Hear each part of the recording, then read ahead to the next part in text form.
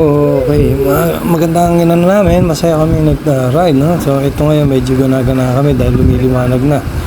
So, enjoy lang sa ride mga brothers. At tayo ay patungo na sa Buskalan. Dito makikita ang sa diretso, medyo matuling tayo, nakarating tayo ng mga 50 kph at mababa naman tayo ng mga 40 sa mga liko, depende sa talim ng liko. At saka syempre importante dyan yung angle of elevation, kaya dapat alam din natin yung tinatansya natin.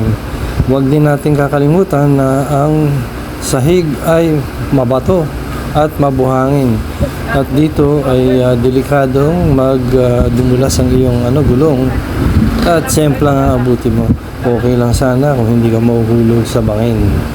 Pwede ka, huwag naman sana.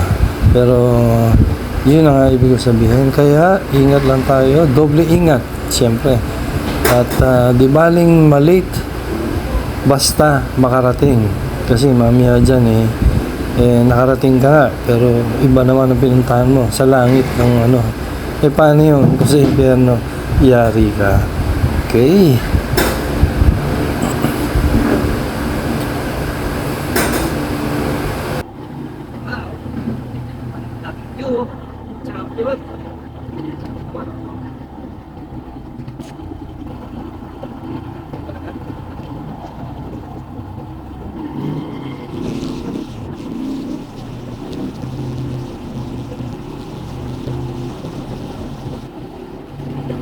Wala pa kami breakfast.